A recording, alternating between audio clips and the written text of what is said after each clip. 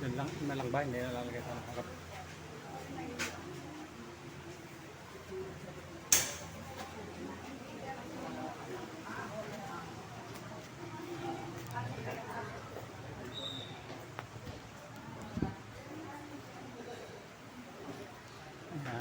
Mga idol lang ay kapatid na naman tayo.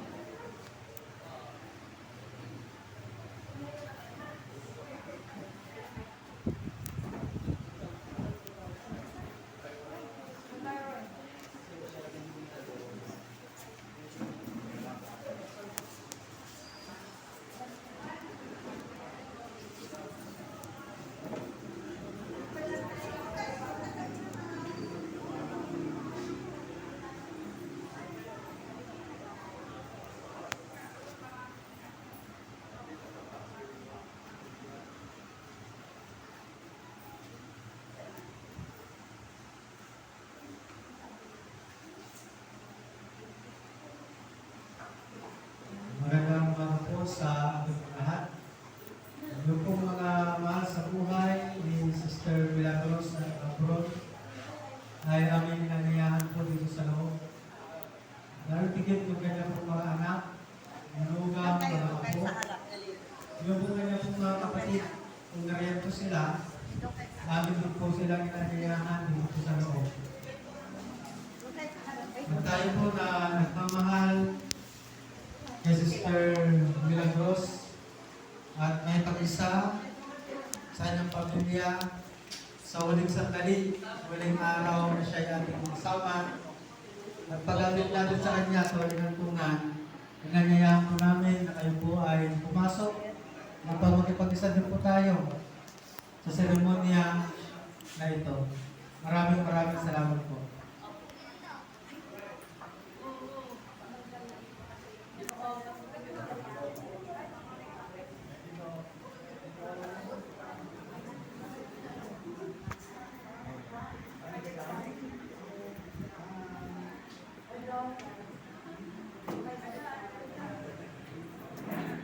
May sasama na. May sasakyan ka mo.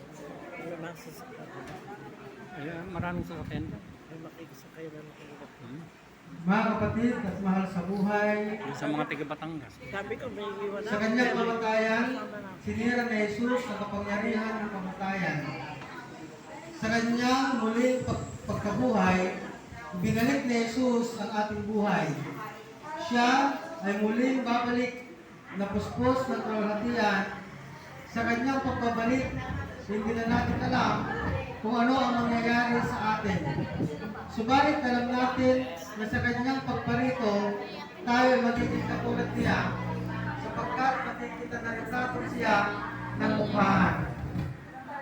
Kung tayo po lahat ay tumayo, kumawit po tayo ng isang papuring awit para po sa Panginoon.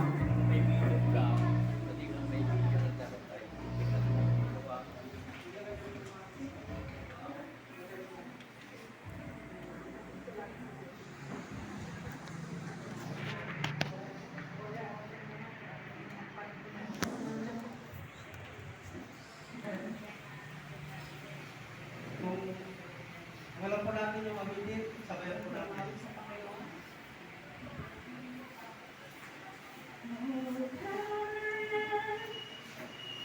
Oh, God, I lay them down before you, oh Lord. All my regrets, all my plays, the joy and the pain, I lay it down.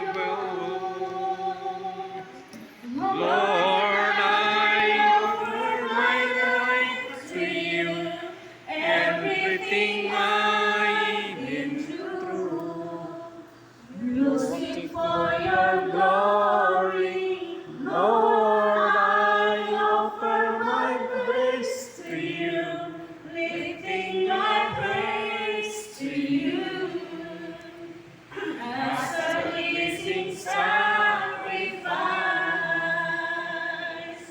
Lord, I offer you my life. Things in the past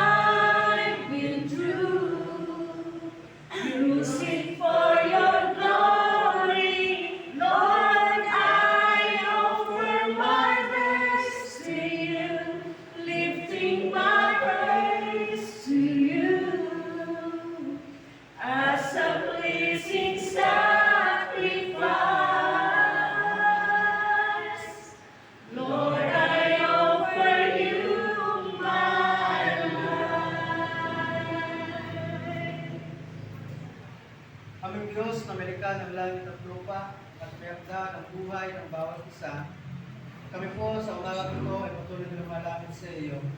Sa amin po muli pagsama-sama upang ihatid sa ulit ng tungan ng aming po kapatid, sa Sister Milagros Bron. Kaya mo, Panginoon, na maranasan ng kanyang pong pamilya ng bawat isa ang kalakasan na nagmumula po sa iyo. Tulungan mo po kami na nag-usap po namin unawaan ang mga pangyayari nito, lalo tingin ang kanyang pong pamilya, upang sa paglisan ng kanilang pong mahal sa buhay, kanila rin pong maranasan ang kalakasan ng kalooban na nagmumula po sa iyo. Ang kapayapaan ay patuloy po nilang taglayin at maranasan nila ang kaaliwan na nagmumula sa iyo. Maraming salamat po sa pangalan po ng Jesus. Amen. Tayo po lahat ay makakaupo po muna.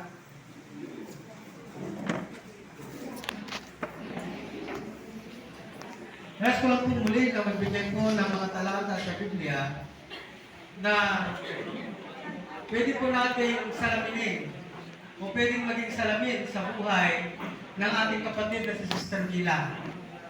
Lalo po sa kanyang pong mga mahal sa buhay, sa kanyang pong mga anak, sa kanyang pong mga kapatid, at sa mga kaibigan, sa mga kasama sa simbahan, at sa lahat ng nagmamahal kay Sister Mila. Ang talata na ating babasahin ay sinulat ng Apostol Pablo para kay Timoteo nung siya ay malapit ng mamatay at malapit ng lisanin ang daigdig na ito. Nais ko pong pakinggan po natin ang mensahe ito upang nang sa ganon tayo man din po na natitira pa sa mundong ito, pagsapit ng ating kamatayan ay lubos natin maunawaan ang buhay. Sinabi po ng Apostol Pablo sa kanyang pong sulat sa pangalawang Timoteo, sapagkat dumating na ang panahon ng pagpanaw ko sa buhay na ito. Ako ay mistulang isang handog na binubuhos sa dambana. Pinagbuti ko ang aking pakikipaglaban. Natapos ko na ang dapat kong takbuhin at nanatili akong tapat sa pananampalataya. Kaya, naghihintay sa akin ang koronang gantimpala para sa mga nabuhay ayon sa kalooban ng Diyos. Sa araw na iyon, ang Panginoon na siyang makatarungang hukom ang siyang magpapatong sa akin ng koronang hindi lamang sa akin, kung hindi sa lahat ng nananagik sa kanyang pagparito. Ang binasa ko po ay talata mula sa aklat ng pangalawang